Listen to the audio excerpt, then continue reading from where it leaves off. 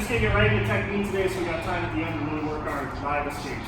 So the first thing we're gonna work on is just our basic foot trap hip escape, but then we're gonna also go into our modified mount from there. So if I have Will, who's got mount on me. So the first thing I need to do is make sure that I'm safe down here, as safe as I can get anyway, right? So number one, if I'm training or going against somebody who knows Jiu Jitsu, I'm gonna leave my legs flat on the mat. And this is pretty difficult to do, like it feels counterintuitive. You wanna just bridge and bring your legs up, but exactly, that's what happens.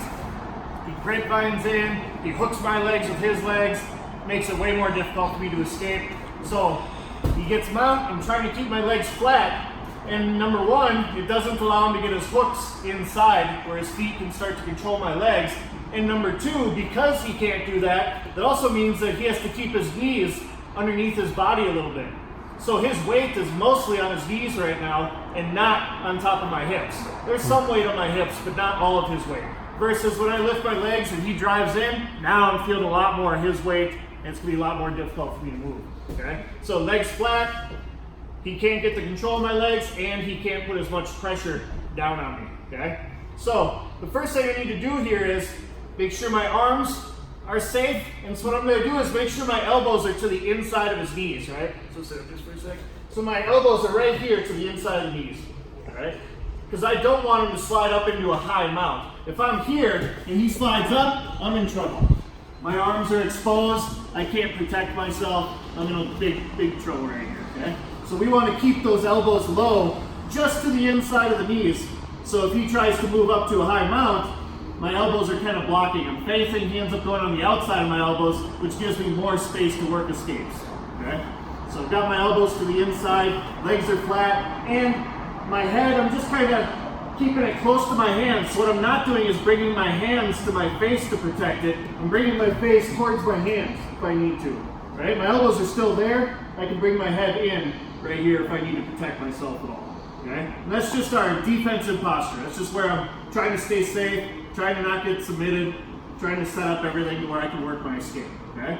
So I'm going to do my escape on the left side here. So the first thing I'm going to do, what I'm going to do here is I need to create a little bit of space so I can turn my hips. So even though his weight's on his knees, I need to get on my side, I need to get my hips turned. It's a little bit difficult to do right now. So what I'm going to do is I'm going to bring my knee up right into his butt. It's basically going to kind of push his hips forward a little bit, which raises them up, gives me some space to turn here, right? So when I bring that leg up though, when I bump him, my foot goes on the mat between his legs, like right between my leg, his legs. If I put my foot here, he's gonna hook it, okay? If I'm here, he's not going to be able to hook it, or it's gonna take him a lot more work to try to get in there to hook it, okay? So I'm gonna bump, turn, and my foot goes on the mat, and I'm turned on my side now.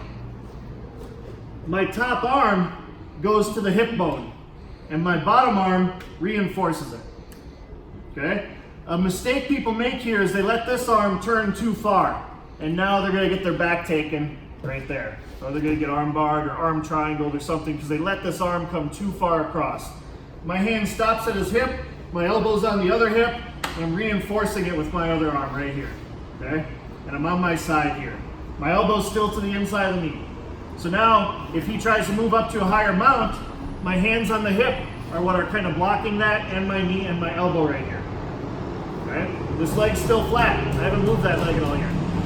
So now that I'm on my side, this top foot is going to come over. I'm going to use my heel to hook his foot and drag it over the top of my leg, and now I can pinch my knees together, and I've trapped his foot, so that's pretty good.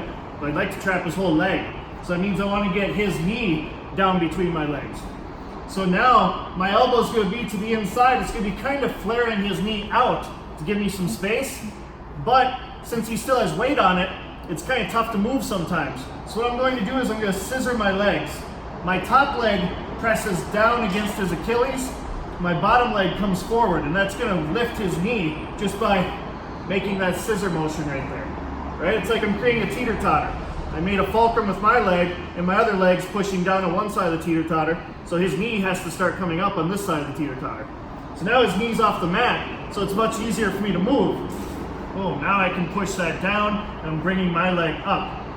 to get around that leg. Now I'm just gonna clamp my knees together and I'm gonna switch sides, okay? And I'm gonna get this underhook as I switch, and now I'm on my side, facing the other way, elbow to the inside, and we'll just stop right here for now, and we won't worry about getting the full guard until everybody's got this far so far, okay? So we're just getting to what we call half guard for right now.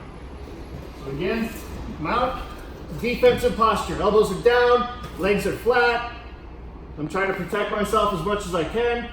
I'm gonna try to bump him a little bit with my leg just so his hips come up. It'll make it a little easier for me to turn. So I bump, boom, my hands go right to that hip bone. And I'm on my side, bottom leg still flat, top leg, if my foot's on the mat, it's between his foot and my leg here. I'm not posting it to the outside here, real close. Now, heel steps over, pulls the ankle, I've got the foot trapped. Now I'm gonna create that teeter-totter. I'm just gonna scissor my legs, and now I can use my elbow here or my hand, depending on how long your arms are there. That's fine, you can use your hand too, to push that down and bring my leg up. Squeeze the knees, my hand goes as an underhook, I'm shrimping to the other side, and now I'm on my side right here, and I'm just crossing my feet for right now, making sure he can't pull that leg out, okay? And out, defensive posture, oh, turn. Oh, I got lucky there, I caused foot, I didn't even do anything. Sometimes you get that, sometimes you get lucky there, right? But if I don't get lucky there, step over, trap with that heel, scissor the legs, elbow creates space, my leg comes through, my hand's already here for an underhook, so it's very easy to get this underhook. Switching my hips to the other side, and now my elbows to the inside of this knee, and I'm in a good spot right here, okay? So we're just gonna work that basic mount escape.